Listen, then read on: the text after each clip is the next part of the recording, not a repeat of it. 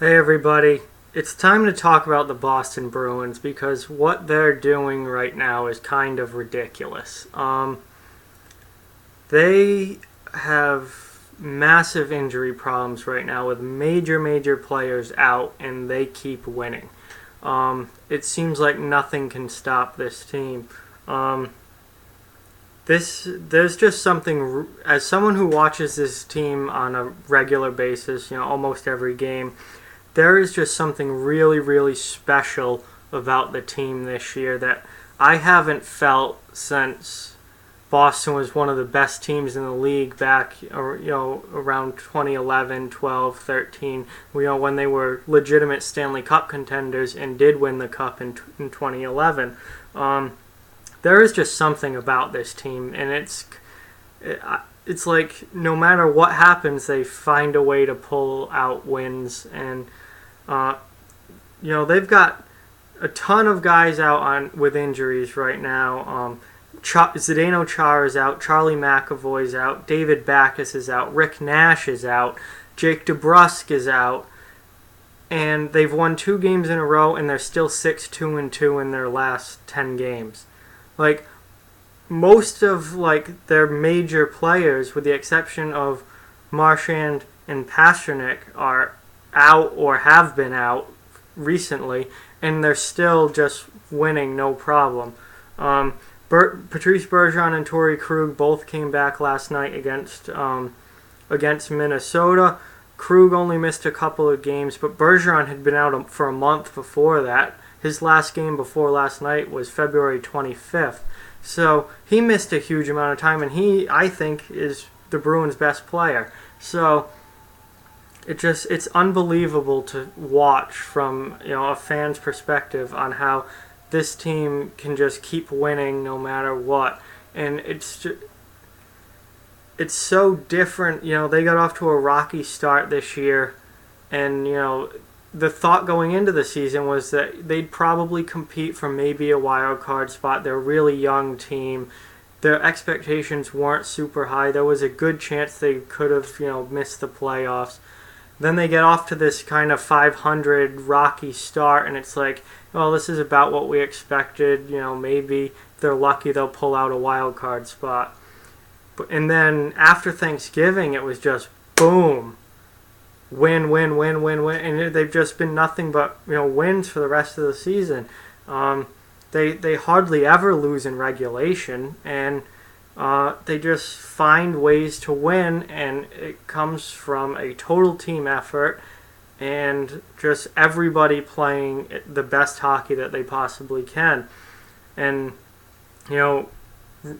they brought in Rick Nash at the trade deadline. They signed Brian Giunta. They brought in Tommy Wingels. Ryan Donato just came in from Harvard. They traded for Nick Holden. And at the time, it was kind of like, why do we need all these depth pieces? Because for a large chunk of especially in the middle of this season, the Bruins had no real injury problems whatsoever.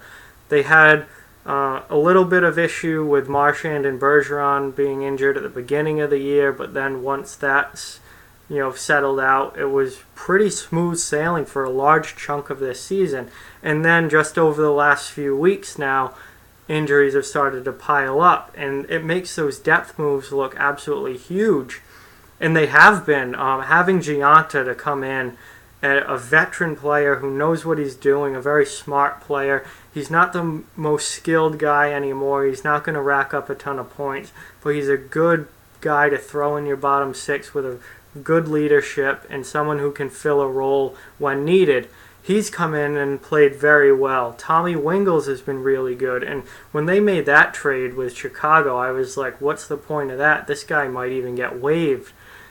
No, it's turned out he's been a very important piece to come in and play on the third and fourth lines.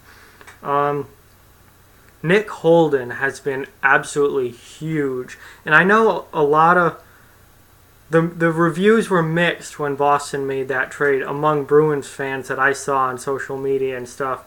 Holden was not great with the Rangers. He was probably forced into playing more minutes and a higher role than he should have been in New York, because New York's defense core was kind of a mess for most of this season. But a lot of people were like, thought that he wasn't going to be worth much, that he could even get sent to Providence, or that he weren't sure on why they would bring a guy like this in. Because at the time Adam McQuaid was already being a healthy scratch as the seventh defenseman.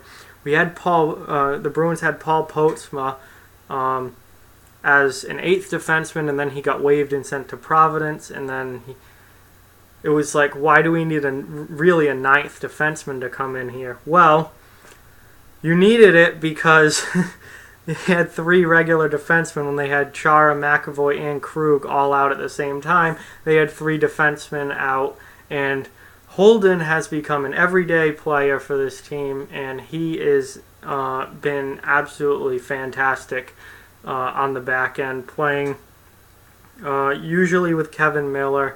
Sometimes the defense pairs have been jumbled a lot with all these injuries, but he's been huge on the back end. Solid player who isn't going to come out and give you 24, 23 minutes a night like a top pairing guy.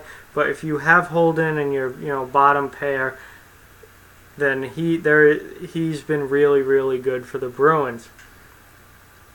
And Postma has been up while Krug was out. He'll probably get sent back down, or now that Krug's back. And once McAvoy and Chara come back, then you've got some lineup decisions to make. And Bruins have major lineup decisions to make up front too, because Backes is coming back, Nash is coming back, Bergeron just came back, DeBrusk should be back pretty soon. So you've got all these people coming back into the lineup, and you already have a solid lineup without them that is playing good hockey and winning games. So the lineup decisions for Bruce Cassidy are going to become very, very tough. I'm really interested to see who he goes with come playoff time. I think it's going to be a dogfight for playing time and a position in the lineup, and we'll just have to wait and see how it goes. But I just want to talk about the Bruins overcoming all these injuries to major players and still pulling off wins and really playing good hockey without some of their most important players. Guys like Bergeron, guys like Chara, guys like Charlie McAvoy. They've just found ways to win no matter what, and that is a really special trait for a team to have, and it's a really important one if you want to go deep into the playoffs.